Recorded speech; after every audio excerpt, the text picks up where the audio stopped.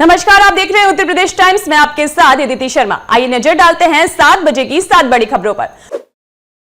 गोरखपुर में एक रैली को संबोधित करते हुए मुख्यमंत्री योगी आदित्यनाथ ने कांग्रेस पर जमकर हमला बोला। योगी ने कहा, सपा कांग्रेस की बुद्धि भ्रष्ट हो गई, इनकी बुद्धि में भूसा भर गया है। कांग्रेस का चरित्र रामद्रोही है। कांग्रेस ने स्वर्गीय वीर बहादुर सिंह को मुख्यमंत्री पद से इसलिए हटाया था क्योंकि वीर बहादुर सिंह राम भक्त थे और उन्होंने अयोध्या में राम मंदिर का ताला खुलवाने में अपना योगदान दिया था, इसलिए उन्हें कांग्रेस ने मुख्यमंत्री पद से हटा दिया था। सीएम योगी ने कहा कि आज भी कांग्रेस कह रही है कि राम मंदिर का निर्माण नहीं होना चाहिए था। दुनिया में गलत संदेश क्या है? ये चुनाव राम भक्तों और रामद्रोहियों के बीच में है।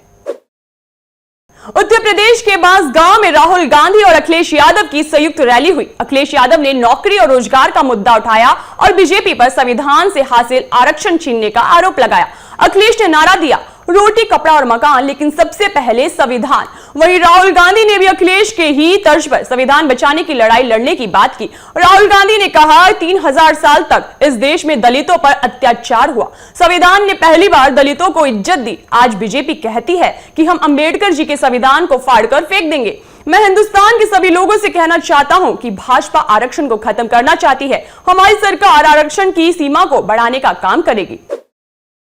उत्तर प्रदेश के मुरादाबाद में बड़े नियामक सीएल गुप्ता एक्सपोर्ट्स पर आज मंगलवार को आयकर विभाग की बड़ी कार्रवाई चल रही है। आयकर विभाग की कई टीमों ने सुबह उनके घर, फर्म, स्कूल और अस्पताल समेत कई जगहों पर छापेमारी की।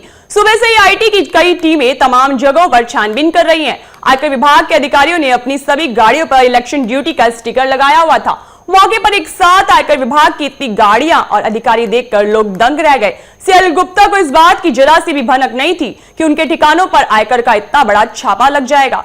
उनकी अमरोहा, मुरादाबाद सहित अन्य जिलों में भी फैक्ट्रियां हैं। बताया जा रहा है कि सभी ठिकानों पर एक साथ कार्रवाई से हड़कंप मच गया है। सुबह से ही इनकम टैक्स डिपार्टमेंट की टीम तमाम दस्तावेज खंगालने में जुटी हुई है। पूर्वांचल विद्युत वितरण निगम लिमिटेड की ओर से बलिया जिले में 4 लाख स्मार्ट प्रीपेड मीटर लगाया जाएगा। इसके लिए सर्वे का काम शुरू कर दिया गया है। मीटर लगाने का काम नोएडा की जीएमआर कंपनी को दिया गया है। नए प्रीपेड मीटर को उपभोक्ता बिजली निगम के ऐप के जरिए कंट्रोल कर सकते हैं। निगम के अधिकारियों के मुताबिक उपभोक्ता जब घर में रहेंगे तब इसे ऑन रख सकेंगे। घर से बाहर जाने पर इसे बंद करना होगा। इसकी मदद से उपकरणों की निगरानी की जा सकेगी। फॉल्ट होने पर दूसरे स्थान से ही मीटर से बिजली आपूर्ति को ऑन या फिर ऑफ किया जा सकता है। बिजली खपत की निगरानी भी की जा सकेगी।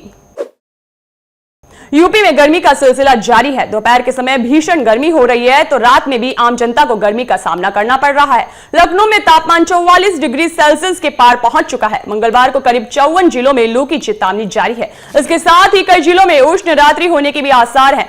मौसम विभाग के अनुसार 28 मई को पश्चिमी और पूर्वी यूपी में मौसम शुष्क रहने की संभावना है। इस दौरान दोनों हिस्सों में कहीं कहीं पर 25 से 35 किलोमीटर प्रति घंटा की रफ्तार से तेज हवा चल सकती है। पूर्वी यूपी में ऑरेंज अलर्ट जारी है। यूपी परिवहन विभाग ने पहली बार वाहनों पर सड़क सुरक्षा सेस लगाने का प्रस्ताव तैयार किया है। यह प्रस्ताव तैयार करने वाले अफसरों का मानना है कि वाहनों के बढ़ते दबाव से सड़कें टूटती हैं। सड़क सुरक्षा सेस से आने वाले राजस्व से टूटी सड़कों का मेंटेनेंस तत्काल होता रहेगा। प्रस्ताव के तहत छोटे वाहनों पर 1 तो बड़े वाहनों पर 2% सेस लेने की योजना है। बुधवार तक प्रस्ताव पर मोहर लगाकर अमल के लिए शासन को भेज दिया जाएगा। वाहनों पर सेफ्टी सेस अक्टूबर 2024 तक प्रभावी कर दिया जाएगा।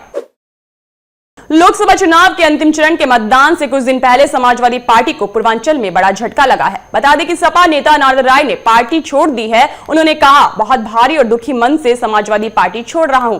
40 साल का साथ आज छोड़ दिया है। सपा के कद्दावर नेता रहे नारद राय ने कहा कि इससे ज्यादा मेरा दुर्भाग्य क्या हो सकता है कि संगठन के लोगों ने मंच पर हमारा नाम ही नहीं दिया। लोगों ने हमको महसूस नहीं होने दिया और मंच पर भी न जाने दिया। अखिलेश यादव संबोधन करते हैं और हमारा नाम नहीं लेते, मेरा नाम भूल जा रहे हैं, तो अब हम अखिलेश यादव को याद करके क्या करेंगे।